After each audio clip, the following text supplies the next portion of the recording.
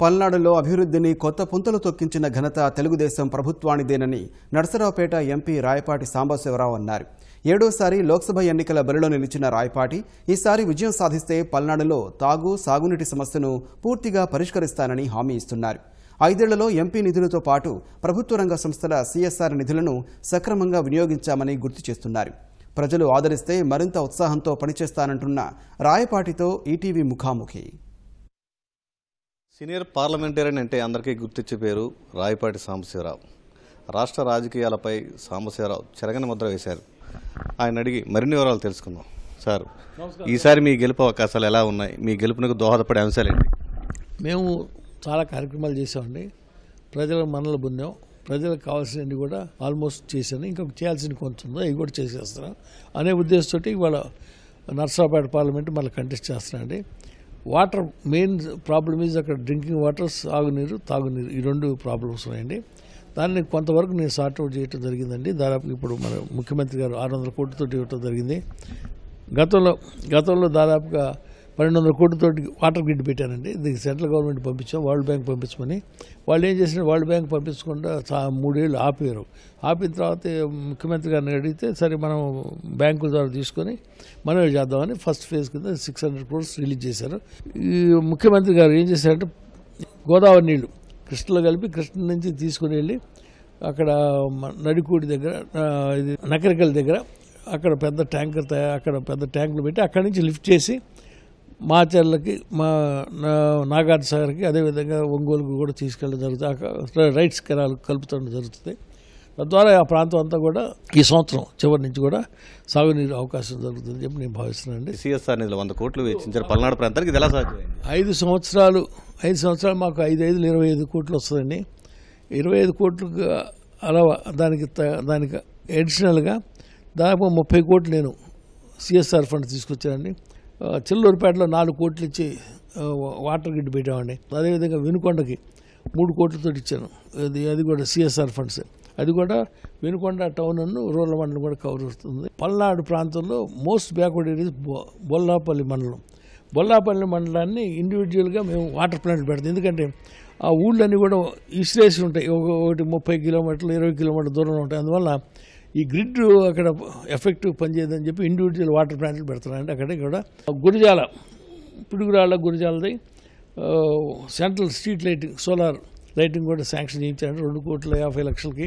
వినుకొండలోని ₹1,00,00,000 పైన ఒక విలేజ్కే ఖర్చు పెట్టాను. ఒక విలేజ్కి రోడ్లు కానీ, ఇంటర్నల్ రోడ్స్ కానీ, డ్రైన్స్ కానీ. అదేవిధంగా మాచర్లో దాదాపు ₹1,50,00,000 పైన ఖర్చు పెట్టాను. 5 ఏళ్లలో ఎలాంటి పనులు చేపట్టాలని మీరు ఆలోచిస్తారు? చెప్పాను కదండి, ఇప్పుడు ఎడ్యుకేషన్ ఇన్స్టిట్యూషన్స్, ఏది university, agriculture and veterinary university 2 important అక్కడ కావాలి. తర్వాత మిర్చి యార్డు ఫుల్ ఫోర్స్లో ఉంటుంది, అది అక్కడ ఆపరేషన్ ఉంటుంది. అదే కాకుండా కూడా డ్రింకింగ్ వాటర్, సాగునీరు, ఈ 2 కూడా పూర్తిగా అందరికీ 3 అసెంబ్లీ సెగ్మెంట్లు కూడా అందజేస్తాం తప్పకుండా. ఈ 3 సంవత్సరాల లోపల అయిపోద్ది ఈ 2 పనులు కూడా. ఇకపోతే మిగతా చిన్న రోడ్స్, ఇంటర్నల్ రోడ్స్ మామూలుగా తెలుగుదేశం మన చంద్రబాబు నాయుడు గారి నాయకత్వంలో ఇంటర్నల్ రోడ్స్, విలేజ్ రోడ్స్ కానీ అవన్నీ కూడా సీసీ రోడ్స్ ఆయన ఇస్తున్నాడు. దాన్ని బట్టి ఇంతకుముందు గతంలో నేను ఇచ్చాను సిఎస్ఆర్ ఫండ్, ఇప్పుడు ఆయన ఇస్తున్నాడు అన్నమాట. స్టేట్ గవర్నమెంట్ ఫండ్స్ ఏదైతే తీసుకొచ్చి అంతా కూడా అన్ని గ్రామాల్లో కూడా ఇంటర్ కనెక్టివిటీ చేసాం సిమెంట్ రోడ్లు పెట్టి. సార్, మీరు ఒక కొత్త ప్రత్యర్థిని ఎదుర్కోబోతున్నారు. మీరు వారియర్, అతనేమో జూనియర్. ఎలా ఉండబోతుంది ఈ పోటీ? సార్, ఏముందండి, అది ఏమో దేవర అదృష్టం వాళ్ళకు ఉంటుంది, అది ఏముందండి నేనేం చెప్పను. ఎందుకంటే వాళ్ళ అన్నది వాళ్ళు వైఎస్ఆర్సీపీ కింద కంటెస్ట్ చేస్తున్నారు. నేనున్న తెలుగుదేశం పార్టీ తరఫున. ఇది most backward area in Andhra Pradesh. ఈ పల్నాడులో మాచర్లు కానివ్వండి, వినుకొండ కానివ్వండి, గుర్జాలు, ఈ మోస్ట్ బ్యాక్వర్డ్ అనమాట. ఈ ప్రాంతాన్ని అభివృద్ధి చేయాలి. గత 30 సంవత్సరాల నుంచి కూడా ఆ ప్రాంతానికి ఫండ్స్ పోవాలి. ఎందుకంటే ఆ ప్రాంతంలో తెలుగుదేశం ఎక్కువగా ఉండేది. ఆ ప్రాంతానికి ఫండ్స్ ఇవ్వలేదు. కాబట్టి ఆ ప్రాంతాన్ని డెవలప్ చేయాల్సిందిగా ముఖ్యమంత్రి గారు ఆదేశించలేదు. తద్వారా మేము కూడా ఆ పని చేస్తున్నాం. ఈ నర్సరావుపేట పార్లమెంటు పరిధిలో హేమాహేమి శాసనసభ అభ్యర్థులు ఉన్నారు తెలుగుదేశం తరఫున. ఇద్దరి సమన్వయం ఎలా సాధ్యం అవుతుంది? ఎన్నికల్లో దీనికి ఏర్పాట్లు ఏం చేస్తున్నారు? నా వరకు నేను ఫండ్స్ తీసుకురావడం తప్పితే ఇంటర్నల్గా వాళ్ళతోటి అభిప్రాయ భేదాలు నాకు లేవండి. నేను అట్లా చూడను.